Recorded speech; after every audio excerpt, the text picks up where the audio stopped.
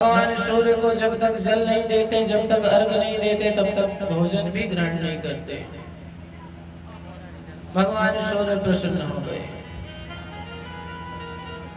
सत्राजीत की अनन्य भक्ति को देख करके परम प्रसन्न हुए। राजन वरदान मांगो।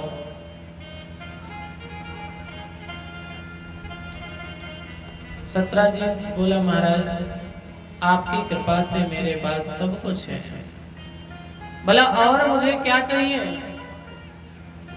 जो भी है वो सब आप ही का दिया हो।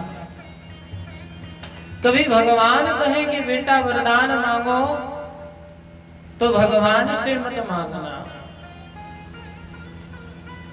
क्योंकि मांगने वाला उतना ही मांग सकता है जितना वो जानता हो, जितना उसकी क्षमता होगी। पर देने वाला जब अपनी मर्जी से देता है तो देने वाला वह प्रदान करता है जो उसके पास होता है। कभी अवसर मिले तो भगवान से मत मांगना, अपितु भगवान को मांग लेना, कि यदि आपने भगवान से वस्तु मांगी एक ना एक दिन खो जाएगी। यदि आपने भगवान को मांग लिया तो संपूर्ण ब्रह्मांड आपका हो जाएगा। भैया वो हवा नहीं लग रही बिल्कुल, थोड़ी उसको ऊपर कर दो। इसलिए भगवान से मत मांगो, अवसर मिले तो भगवान को मांग लो। सत्राजीत ने यही किया। भगवान आपका दिया हुआ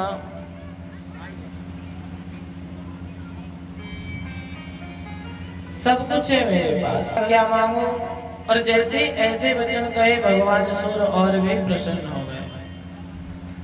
देखो राजन, जब भी मैं कहीं मिलता हूँ, किसी को दर्शन देता हूँ, तो प्रसाद स्वरूप कुछ ना कुछ प्रदान करता हूँ। आज मैंने आपको दर्शन दिए हैं तो कुछ ना कुछ तो दे के ही जाऊंगा। सत्राजीत बोला, महाराज जो इच्छा हो। भगवान ने श्यामतक नाम की मणि प्रदान करी। ये मणि कैसी थी? दिन भर में 8 भार सोना देने वाली थी। सत्राजीत धारण करता और अपने राजकाज को करता। एक दिन की बात है, सत्राजीत उसी मणि को धारण करके भगवान श्री कृष्ण के दरबार में गया। दरबारियों ने सोचा कि जैसे साक्षात सूर्य नारायण प्रभु के श्री दर्शन के लिए पधारे हों, सब उठ खड़े हुए। भगवान ने समझाया कि कोई भगवान सूर्य नहीं पधारे हैं, ये तो राजा सत्राजीत मणि के मद में चूर चूर होकर के घूम रहा है। क्या करें? बैठ जाओ, अतिथि देवो भव। इस आधार पे सत्राजीत का स्वागत किया।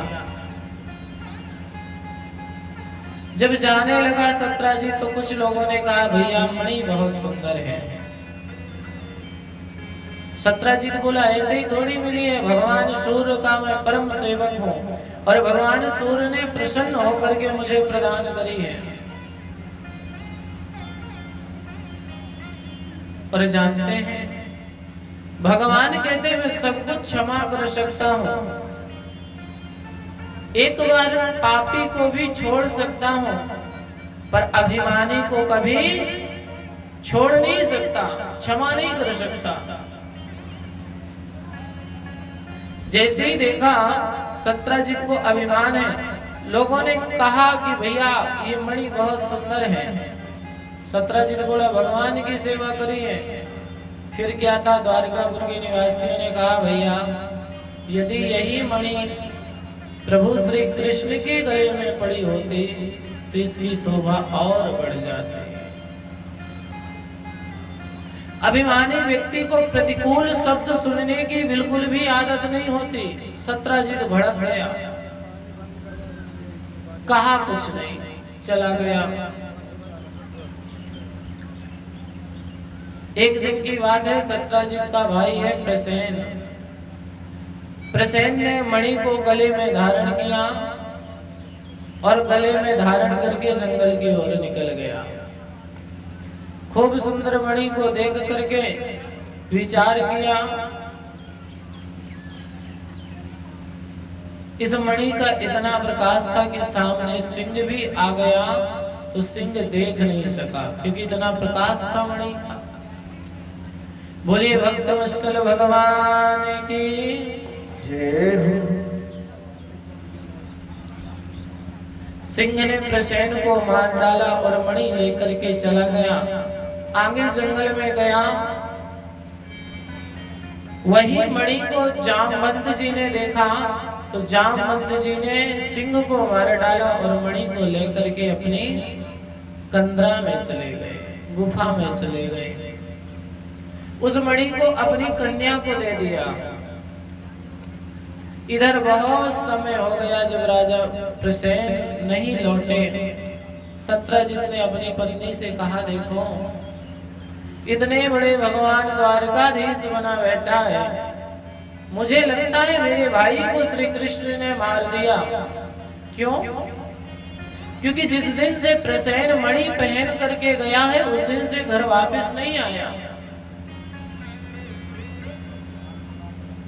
पर अभी कोई प्रूफ नहीं मिला है, तो इसीलिए किसी से कहना नहीं। पर माताओं का मातृ स्वभाव होता है ना, मातृ स्वभाव के चलते माताओं के हृदय में कोई बात अधिक समय तक रुकती नहीं है, और वो बात तो खास करके नहीं रुकेगी जिस बात के लिए कह दिया जाए किसी दूसरे से मत बताना। एक ने दूसरे से, दूसरे ने तीसरे से बात कही, और ये बात करणे करणे जपन जना, एक कान से दूसरे कान से तीसरे कान से सीधे भगवान द्वारकाधीश के कान में पड़ी। भगवान ने कहा, आज तो कलंक लग गया, पर इस कलंक को छुटाना है। सैनिकों को लिया, सत्रजित को साथ में लेकर के भगवान निकल पड़े। जंगल में गए, सत्रजित के साथ देखा, आगे चल के प्रसेन पड़ा था। सिंह के चरण चिन्ह बने थे। भगवान सिंह के उन चिन्हों के पीछे गए, आगे वन में देखा सिंह भी मरा पड़ा था। ऋक्ष के चरण चिन्ह बने थे, भगवान उन चरण चिन्हों के पीछे गए। आगे देखा वह चरण चिन्ह एक गुफा में समाहित थे, गुफा के अंदर। भगवान ने अपने सेनापति द्वारपालों को बैठा दिया, देखो भाई, एक पखवार 15 दिन तक मेरा प्रतीक्षा करना, अगर गुफा के बाहर आ जाऊं तो ठीक है, वरना तुम द्वारकापुरी को लौट जाना, द्वारकापुरी के कार्य करना। भगवान गुफा के अंदर गए तो देखा इन जामवंत जी की एक कन्या है। कौन? जामवती। ये वही जामवंत हैं जो रामादल में बहुत बड़ा युद्ध में बड़ा भाग लिया, सेनापति थे। जामवंत जी ने मणि लाके कन्या को दे दी, पर कन्या ने कभी किसी को गुफा के अंदर देखा नहीं था। भगवान को देख करके चीख उठी, चिल्ला उठी। जामवंत जी अपने कार्य को छोड़ करके आए, और ना अब देखा ना ताऊ, सीधे भगवान पे मुष्टिक का प्रहार। अच्छा, एक बड़ी विडंबना का विषय है, बड़ी सूझबूझ का विषय है। जब क्रोध आता है तब बुद्धि शून्य हो जाती है। व्यक्ति ये नहीं देखता कि कौन है सामने, किससे क्या कहना है। और अगर क्रोध के समय ज्ञान काम कर जाए तो क्रोध शून्य हो जाता है, परिणाम कुछ नहीं निकलता। क्रोध बढ़े और ज्ञान शून्य हो जाए तो भी परिणाम कुछ नहीं निकलेगा। और क्रोध बढ़े, ज्ञान शून्य ना हो तो परिणाम अच्छा रहता है। जामवंत जी युद्ध करने लगे भगवान से। 27 दिन तक युद्ध चला। जितने सैनिक थे सबके सब लौट गए। इधर जामवंत जी जब भगवान ने देखा बहुत समय हो गया तो 28वें दिन भगवान ने लिया त्रिलोकी का भार और मुष्टिक बना करके जोर का प्रहार जामवंत जी के वक्षस्थल पर किया। सो जामवंत जी के एक एक नस फूट गए। हाथ जोड़ लिया, प्रभु जानो तम सर्वभूतानां प्राणो जास हो बला। विष्णु पुराण पुरुषं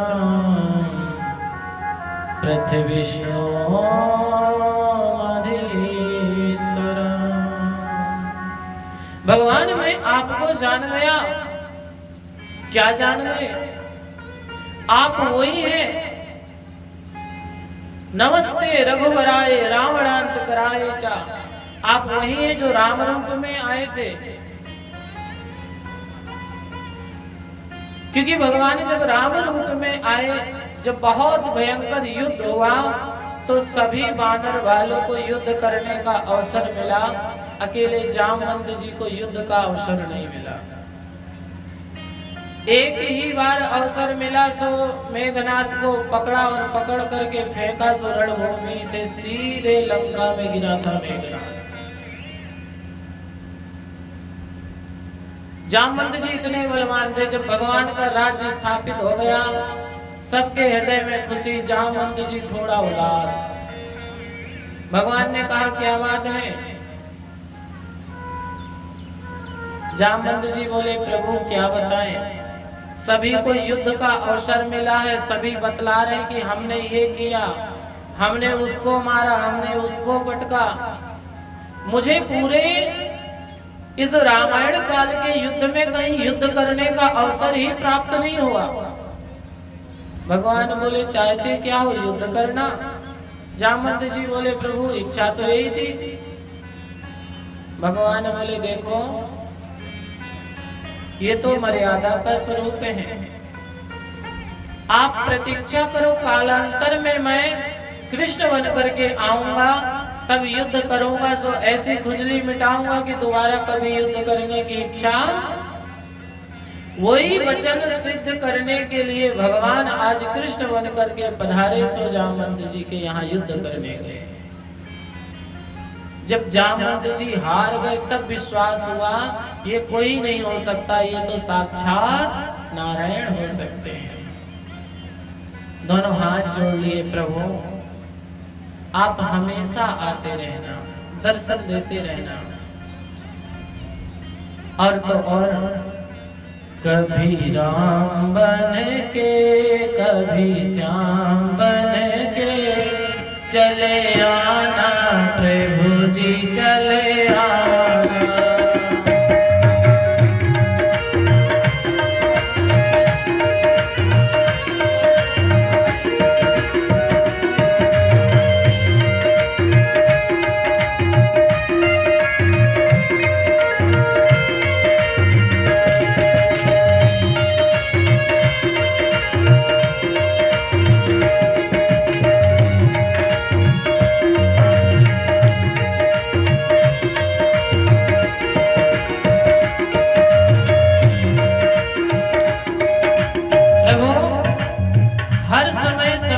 आते रहना, दर्शन देते रहना।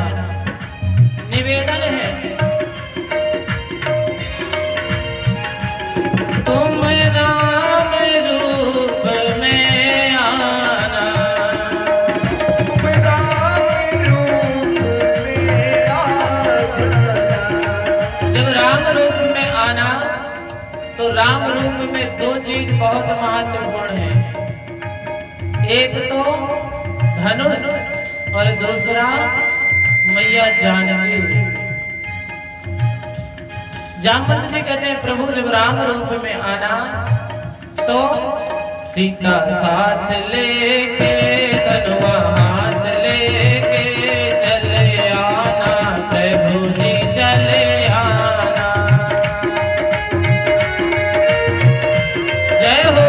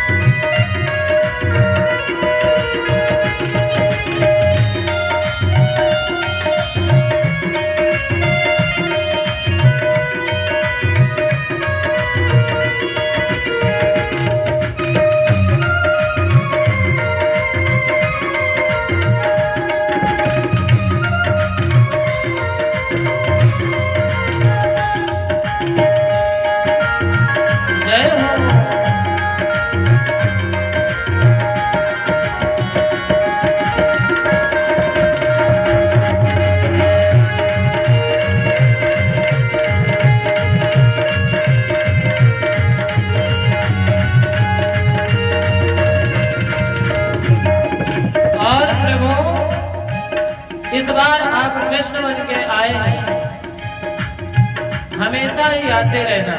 कैसे? तुम कृष्ण रूप में आना, तुम कृष्ण रूप में आ जाना, तुम कृष्ण रूप में आ जाना। तुम कृष्ण रूप में आ जाना। कृष्ण रूप में भी दो विशेषताएं हैं, दो विशेषताएं, जैसे राम रूप में वैसे कृष्ण रूप में। आप सभी लोग जानते हैं, पहला वंशी, दूसरा राधा। जामवंत जी कह रहे हैं, प्रभु बंसी हाथ लेके राधा साथ लेके चले आना, प्रभु जी चले आना। जय हो।